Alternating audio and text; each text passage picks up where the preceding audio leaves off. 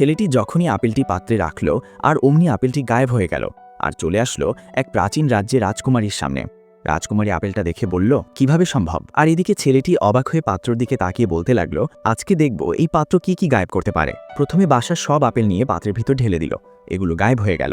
ছেলেটি রেগে বাসার যত খাবার আছে সব এনে পাত্রে ঢেলে দিল, আর সব একে একে গায়েব হয়ে গেল। এবার ছেলেটি বলতে লাগলো, ঠিক আছে, আমি এবার পুরা চালের বস্তায় ঢেলে দেব। আর চালের বস্তাও গায়েব হয়ে গেল, আর একে একে সব খাবার চলে আসলো রাজকুমারীর সামনে। এত খাবার দেখে সবাই তো খুব খুশি, আর এর মধ্যেই চালের বস্তারও এসে পড়ল। এবার রাজকুমারী বলতে লাগলো, আমাদের প্রার্থনা উপরওয়ালা এবার শুনেছে। আর রাজকুমারী তার নিজের আঙ্গুলের রক্ত দিয়ে একটি চিঠি লিখে পাত্রে রেখে দিল। আর এদিকে রাজকুমারী কি বলতেছে তা ছেলেটি শুনতে পাইল পাত্র থেকে। ছেলেটি অবাক হয়ে পাত্রটি উঠিয়ে কানের ধারে নিল, আর জোরে শব্দ হলো। ছেলেটি ভয় পেয়ে পিছনে সরে গেল, আর দেখলে পাত্র থেকে একটি চিঠি উড়ে আসলো। চিঠিতে লেখা ছিল, প্রভু, আমাদের রাজ্যকে সাহায্য করুন, আমার রাজ্য না খেতে পেয়ে ধ্বংস হয়ে যাচ্ছে। ছেলেটি বুঝতে পারল আর ভাবতে লাগলো, একটা রাজ্যের অনেক খাবার লাগে, এত খাবারের টাকা আমি কোথায় পাবো?